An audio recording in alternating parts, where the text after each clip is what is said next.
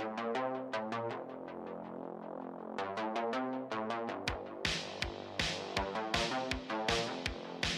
everybody, welcome back to the Pixelists, the podcast about all the things we love and enjoy, all the nerdy things we love and enjoy, I should say.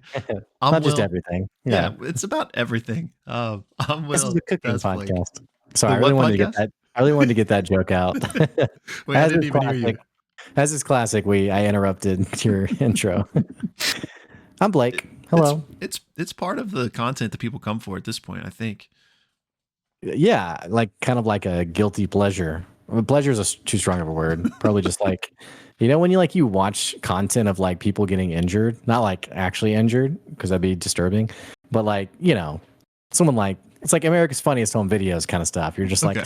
Yeah. I kind of feel like people do that for our intro. They're like, let's see what these jokers got. Guys again. Yeah. Okay. Yeah. Man, I was wondering where you were going with the people injuring themselves, but we brought it back. Slapstick. I'm with you now. I will say, but yeah, it could have gone somewhere weird. I was at random segue. I was at coffee this morning with this guy I saw also a few weeks ago, and a few weeks ago he was like, marriage, and he made a joke about killing his wife. And at that meeting, I was like, that's a little dark, bro. And then because he was joking, but I was like, yeah, okay. But then today he brought up marriage again, kind of he's like, I want to just bury her out back. And I was like, that's 2 jokes you've made in a month span, man. You good? Do I need to alert the authorities? Yeah. Do I need to make a wellness check or anyway, welcome to the Pixelists. Yeah, hello. I butchered podcast about all the nerdy things we enjoy, but today we're talking about The Legend of Vox Machina episodes 7 through 9. 8. Yeah, right. Yeah. I guess we can jump right into. Do have one quick announcement. Really butchering the whole intro to this podcast, but speaking of Legend of Vox Machina, the final 3 episodes are dropping this week, Thursday night. Time zones. Maybe Friday for you. But we're going to be having our last watch party for the final 3 episodes of the season. So if you've been coming to those, glad to have you. If you haven't made it to one yet, but you'd like to, check the Discord. It'll be linked in our description box below. That's where we have the watch party, and that's where you can find out more about exactly when that will be happening. So hope you join us. But other than that, we got anything else? Yeah, we're working on our reaction to these 3 episodes. Should be up on the channel in the next day or so. We got our Last of Us discussion. We're going to talk about episode 4 and the reaction to that. And then a Critical Role, episode 47, 48. Yeah, 47. Maybe 48. I don't know. I think we're doing that tomorrow. So a lot of content, as is the usual. So a lot of stuff in the pipeline for show. Welcome to joining our nerd journey. So, but today we're here to talk about 7, 8, and 9, and let's just jump into it. I mean, I think it goes without saying at this point that I love this show, but it feels like almost every week the episodes are getting better and better. And I don't know if that's recency bias or we're getting closer to the emotional climax of the season. But I loved it. I mean, I think this season is outperformed season 1 for me. It's even better, and all the little changes and stuff I've been fully on board for. So I really enjoyed these 3 episodes, and I bring that up because these 3 specifically, there were some diversions. Not that it was vastly different, but especially episode 9 was basically all brand new in a way of getting that deep Grog backstory. So really enjoyed them. But how about you? I liked it a lot. This is going to sound a little weird. I think episode 5 is probably my favorite so far. I think that's when Keyleth ascends, so to speak. I just thought the music, the build up, I think all of it was just insane for me. That was awesome. But that's not to say these weren't amazing. These 3 episodes were amazing. And I remember when we were watching episode 9, I was obviously at the edge of my seat because when it ended, Kevdak, is that the guy's name? Yeah. When he, calls out Kevdak and then it just cut. I was like, no, what? Yeah. I can't wait. Are you kidding me? So that's interesting to hear though about the changes. The content just is amazing. I also agree. I've liked it a lot more than season one. Really like season one a ton, but Yeah. it's nice to know that the second season hasn't seemingly dropped in quality as is the norm a lot of times with, Yeah. seasons after the first one. Yeah, for sure. So hopefully they can just, keep climbing. Um yeah, let me, not that anyone is really concerned about what I said, but let me just clarify when I say there's lots of differences. The big thing is that, and we talked about this before, but the party never split up like we have in the show where half went to the Feywild, half didn't. That Oh, that okay. didn't happen in the original campaign. So they were all in the Feywild together, and then they were all in this Western stuff together too. So that's kind of the main difference, and the changes that are just inevitably different because of that change. But like the broad strokes of the things that are happening, those are the same. Just to be clear, Why do you think they split them up? I think two reasons. One, you can kind of condense more by telling these two storylines concurrently rather than like Right. having to have everyone here and finish that, then move on to this and do that. So I think that's an aspect of it. It's also like the characters that are in each section, like they're the ones that are having the development in those sections. So Yeah. like not to say there weren't moments with the other characters in either situation, but like the Feywild arc is really about Vex and Vax to some extent because his father is there as well. And then this Western arc is really about Grog and to some extent Scanlan.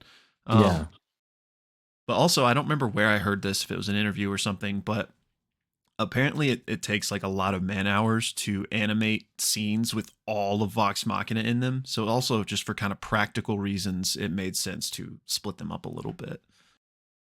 Yeah. No, I agree with you. It definitely felt like those episodes, the characters who were the main story points, like got the appropriate focus that I guess would have Yeah. been muddied with all the other characters. Not to say they couldn't have done it. I mean, in episode 5 and episode 6, I feel like Keyleth got great um, focus, for lack Yeah. of better phrasing. But yeah, it has been kind of, the pacing has been very high with both these stories happening concurrently. And it's also kind of wild thinking there's only 3 episodes left. Like I feel like there's so much. I feel like there's so much left to happen. Yeah. And I mean, there is. And I think we talked about this maybe in our last discussion, but don't forget that in the next 3 episodes, this whole Kalma Conclave arc isn't finishing because it's still going to be all of season 3 as well. Did we confirm season 3 is 18 episodes? Did I make that up? I think you made that up. I don't know. Okay. Where did I that where did the 18 come from? I don't know. I don't think they've said, but I would just assume it's Samsonite. 12, like That was way the off. rest. But Let's yeah, see. so I don't want to. I based on the episode titles have an idea of where this season is going to end. I won't speculate on that, I guess, because that is spoiler-ish for people that don't want to know or didn't see the original campaign. So I won't comment on it, but yeah, we do have a whole other season to add on to this arc. But even of just the stuff remaining this season, it does feel like a lot. These last 3 episodes are going to be jam packed. And in particular, you were talking about the cliffhanger of episode 9. Episode 10, man, I think is going to be so good. The title of episode 10 is the same as an episode from campaign 1, and that episode is one of my favorites of the whole campaign. So I'm really excited for it. And obviously, we kind of, what it's about. It's about Grog still, because that's where we kind of had that cliffhanger moment. But I just love how they've set up his story. Going back to earlier, there are some changes. And so in the original campaign, we didn't get any of these like flashbacks that we got in episode 9 of seeing, how of Grog being a part of the herd and how he came across Wilhand. We knew that story because Grog like had mentioned it at times when he brought up his backstory, but we never get to actually see that side of Grog. So I just love how, and you stop me if ever I'm just like going crazy rambling, but Grog obviously is a more of a comic relief character in a lot of ways. Like his Grog, not Travis, is really dumb. He has like the lowest intelligence score of everybody. And so Travis didn't often get to like have those deep, like emotional, dramatic moments because he was Grog and he was playing true to that character's stats, if you will. But it was a masterclass. Like he played the kind of big dumb idiot like so well. Anyway, that being said, there were still moments in the campaign where he like absolutely shines and you can like really see the depth of Grog. All that to say, I love episode 9 kind of gives us a glimpse of that by showing us his backstory and kind of seeing what makes him tick and why he left the herd and how he is different and how this is going to kind of culminate in him finding out where his strength comes from. But I won't say more than that because that hasn't been I was revealed wondering yet. if we'd get a nice little bow tie from that encounter with the old dude who beat him up. Yeah, Grin. That's way I can describe it. Yeah, it'd be funny if like I wonder what they'll adapt from that episode. If it'll be like a pretty, scene for scene pairing, or if they'll change some things. We like watch it and you're like, I hate it. They ruined changed it. Yeah. But Um, I mean, I would assume these last 3 episodes, not only the one you're referencing, but I mean, 11 and 12 also, I think are going to be absolutely nuts.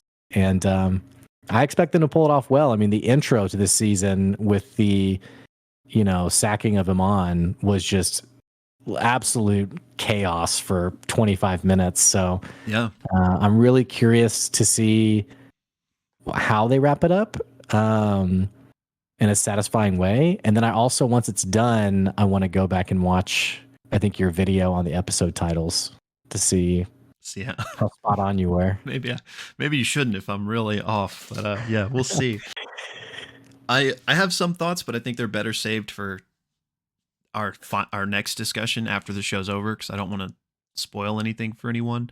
But yeah, I'm curious on kind of what each episode is specifically going to cover and what is going to be the cliffhanger. Not that there has to be like a massive cliffhanger, but I think there will at least be somewhat of a tease. And so I have a couple guesses on what that could be.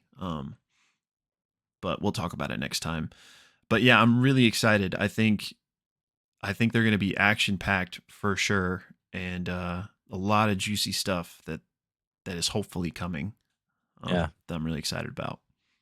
Let's talk more in depth on each episode. I loved how they visualized the Feywild, by the way, which we know from Critical Role and just D&D in general that it's kind of like this beautiful, mystical, and incredibly dangerous place. And I was curious kind of how they would, and also this very wibbly wobbliness. And we didn't get the time as a weird soup line, unfortunately. But I just really liked from like the first few scenes, they show all sides of that. Yeah. And also just how like, I guess breathtakingly expansive it was too. Cause kind of when I visualize the Feywild, I kind of think of dense forests and, not so open, I guess. So it was even kind of a nice illustration for me to kind of reinvent in my head what it could look like. Yeah. And kind of same here. That's another thing that like I didn't, and who knows what they're going to do for the canon of the show. So, take everything I say with a grain of salt, but the Fey realm is like, it's like a mirror of the Prime realm. Which means that like, it's not just one like country. It's like the whole world it's that big, So yeah, there are so many things there. It's very expansive. And we got a bit of the scale with just seeing Singorn kind of like plopped in the middle of that one area. It's this massive city, but even it's just like a drop in the bucket to the Feywild as a whole. But yeah, I love that episode. The Feywild was the first one, right? Was episode 7? Yeah. Really loved getting to see the dynamic between Vax and Vex and their family. I don't know if have you watched that breakdown I did of that one yet? Not yet. So since you've seen the episode, this isn't a spoiler, obviously, but there's that moment where Percy like tells their dad like, hey, you need to redo this because you need to change the name. It's Lady Vexalia. Yeah. and gives all the titles or whatever. He did that in the original campaign, but it was like this massive like mic drop moment. Like, and this episode happened to be filmed in front of a live theater. Like it was one of their live episodes. So like the crowd's going wild, like, oh my gosh. And it was like this big moment because like nobody had any idea this was coming. And, Vex and Percy have kind of had this bubbling, you Yeah. know, energy between them. And then he mic drops this moment of like shoving it to her dad. One of my top moments in the campaign, honestly. So in the show, they kind of sucked the wind out of that by having, or I didn't finish. In the campaign, the dad is like, oh, like, I'll do that right away. Like, sorry. But in the show, he doesn't even care. He's like, that's Yeah. childish. Yeah. He's like, you're just messing with me. Like, Yeah. it's beneath you. So they like kind of completely turned that moment on its head for the show, which I enjoyed in the sense of it kind of being a surprise to me, this thing I was looking forward to, and then it's still a curveball. But then I also really like it for the show because in the campaign, amazing moment, but it's kind of Percy that's getting the moment of like shoving it to their dad. And I like in the show, I feel like they did this because they're going to save that moment for Vex, which it's more impactful for her to have it. Mm. So I don't really know where I was going with all this, but just I really liked that episode and getting to see Well, Sildor and flushed out, even though he's a douche. yeah, and like him not walking it back and being like, "Oh, I'll fix it." It kind of protects his douchery status, I think. Yeah, yeah. He like stays as like, on the shelf as like this, continuing antagonist to her and like wanting his approval, or rather, proving to him. I think earlier in the episode when they're talking about like, we're the heroes, like we've been like talking about how they've been fighting the dragons or whatever, and he's like, yeah, sure. Yeah. And also it was a nice, I don't know how it happened in the live in the stream, but when they encountered the archfiend, is that right? Archfey, who was protecting the bow. It was just kind of a nice, I mean, they did it intentionally, obviously, but like that person sliding into the role of her dad, basically. Which, by the way, that entire scene, that whole like transpiring of that fight was amazing from like a combat and animation standpoint. Yes, Very, very atmospheric too. Yeah, that whole sequence blew me away. That encounter was just up there with like some of the coolest ones I can remember from watching like DBZ growing up or other animes. Really top notch, and just seeing like all the different things the bow could do with like the fire and the electricity and the vines exploding. In the show, what was the bad guy's motivation? Because I was thinking, so Vex comes along and there's like this, be at my side, like sort of like this charm person, manipulation, whatever thing happening. But we didn't get much of an explanation as to like really what this character's motive was, if anything. And I thought like presumably this character's had people visit previously. So like what was his motive? And then also like why Vex? Like was there something special about Vex that's given any light in the live stream? Or is it just didn't get covered? So I might be butchering this because it's been years since I like watched that arc play out, but essentially he is this cursed archfey, like cursed from a broken heart, basically. And like that corruption has just like been seeking out of him for however many years it's been. And that's why this area of the forest is all corrupted, because like it's spreading out of him. And because it was from a broken heart, he now like uses that same sadness and corruption, if you will, to try to corrupt others. And I think the main thing of it is like in the Feywild, this is a known entity at this point. So like how Garmelie is like, oh, I'm not going any further. Like everyone else avoids it, which is why there's not like, I mean, not to say that like even if let's say Vex was like, okay, I give in, like you can have my heart. I don't know if that would have like cured him and then he would like no longer be doing messed up things to people. He probably would just keep going still. So I imagine he's like taken many hearts over the years. But essentially it's because he's messed up and because it stemmed from a broken heart, that he seeks out these other like broken people, and so that's why he's going for Vex, because this whole dynamic with her father that she's Yeah, going through. yeah. He knows that she's susceptible to that. But yeah, I like in the campaign, it's basically the same thing, but he basically wants like her to maybe cure, like to marry him, basically be like, you complete me, type of thing. I like how you, in our reaction, we were watching, you were like, he's basically an incel. Yeah, pretty When she much. rejects him.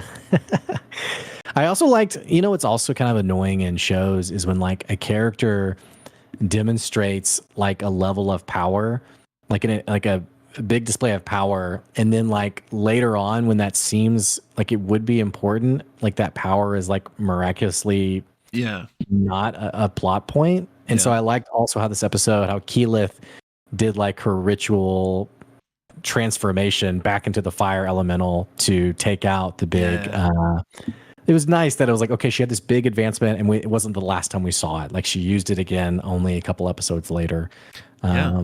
which is nice. That's a great point. I didn't even think about that aspect of it, but yeah, you're totally right. And I think I maybe mentioned this to you during our reaction, so sorry if I'm repeating myself, but she did that in the campaign, that maneuver of turning into a fire elemental and then tree striding through them. So I love Oh, that they yeah. like still showed that in the show, and it was so cool to see it animated. Yeah. Um, That's pretty cool. and you saying that about the power level thing made me just realize like another cool, I guess I don't know if world building is the best way to put this, but another cool detail they paid attention to is that, in this episode she does it, but she's only able to maintain it for like a little bit. Right. She kind of exerts herself fully to get it done and then reverts back to Keyleth form. I like that it was so much shorter here because, and this is all just my own interpretation, so this could be wrong, but when she did it the first time, she was in the elemental plane of fire. So I would like to Right. imagine that that kind of was like making her go super, super Saiyan, and that's why like she was able to do more and have it last longer then. But Yeah. I don't know. 100%. No, I agree completely for sure. And then on the flip side, from like going from mega powerful to not at all powerful, I just loved Grog's whole storyline with him Yes. destroying Craven Edge. I'm curious if it's the last we'll see of Craven Edge. Is it? Um, I'll answer you, but I guess slight spoilers for anybody that doesn't want to know. But I don't know. I wouldn't even call this spoilers really. But I guess mute until I do this if you don't want to know anything at all. I'm pretty sure this is the last we'll see of it because this is the last we saw of it in the original campaign. But in the original campaign, it wasn't destroyed. So not that I think it would, but like Craven Edge could show up back in the campaign canon, like on the live streams if they wanted to, because it Wow. wasn't ever destroyed. They So just how is it? they Yeah, threw sorry, it go ahead. into a pocket dimension. Oh, So okay. it's just floating in the astral sea, or so. I don't know if it's literally the astral sea or not. It might be, but I don't remember, so I don't want to say. Um, so yeah, I don't, especially since they literally destroyed it in the show. I don't see it coming back. Um, but I loved that change, and I know I already kind of spoke about Travis and Grog's arc, um, but I just love the way that they are combining the Craven Edge thing with his like him literally like losing his muscles and being so weak, and all of that is being rolled up in together to the where do you find your strength thing, which is Yeah, rolled up together with his history with the herd and being like the one that wasn't about yeah. killing the innocent people. Like all those individual plot points were the same in the campaign. Well, no, he never lost his muscles in the original campaign. So that aspect of this is new. Oh, Yeah, so I guess I should touch on this really quick. So in the original campaign, they don't break Craven Edge; they banish it to another plane. But part of what happens in like separating Grog, I'm gonna try not to get too long winded here. yeah. Okay. Uh, Craven Edge kills Grog. That's kind of like the culmination of it, like stealing strength from people. Um, Wow. Okay. Again, without getting lost in the details, Grog dies. So they successfully are able to resurrect him, and then they're like, we got to do something about it. They then use a greater restoration on him because he's like literally cursed by the sword. and that like removes the final tie the sword had to him. And so at that point, I think he maybe has like a couple days where he has, I don't know if it's exhaustion literally or not, but like there's a couple days where he's like very severely weakened, but not in the same way the show is portraying it, where he has to like figure out how to get his muscles back. Like that never happened. Um, so anyway, forgot why I started Well, this. that's just so interesting, though. We were talking about like what happened to Craven Edge, but that's a pretty big departure. Yeah. Oh yeah. But so I liked how they changed it for the show because one, there were a lot of deaths in the first campaign, and I feel like if they kept being absolutely true to those in the show, it would kind of lose its weight. Like, oh, somebody died again, they're just going to resurrect him. Like, who cares? So I liked that they shifted away from Grog literally dying and instead have this. I guess it's not a metaphor. He truly did lose his muscles and strength, but I like that more because it rolls into all those storylines we're getting for him this season. Well, and that's what makes this next episode so wild, is presumably taking on Kevdak with the Storm Gauntlet, or what? Yeah, the Titanstone Knuckles. Titanstone Knuckles. Yeah, him taking him on with in his current form. Yeah, is pretty wild. And I guess, like you said in the live stream, he wasn't weakened, and they had the whole party. So true. A couple things though. He did, like, Craven Edge was his weapon. I mean, as you've seen in the show, like he made him really strong. He was using it. So he did lose Craven Edge right before this thing with Kevdak. So it was similar in the sense that, not that he's like in this weakened form, but he didn't have his weapon anymore. So he's like, I'm going into this fight without my strongest thing. And, he's got the Titanstone Knuckles. And maybe we'll talk more about this in the next episodes. But even though Vox Machina was with him, he still challenges Kevdak one-on-one, like we're seeing in the show. So that part is still true even in the campaign. Okay. Wow. So potentially a pretty amazing episode. Coming to you in a couple of days. Real soon. I'm gonna be sad when it's over, man.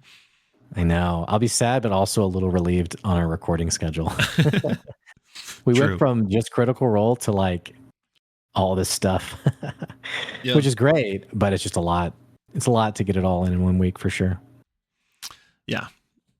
But it's been you, fun. You get a break from editing. Yeah. We both do, but yours, your breakdowns.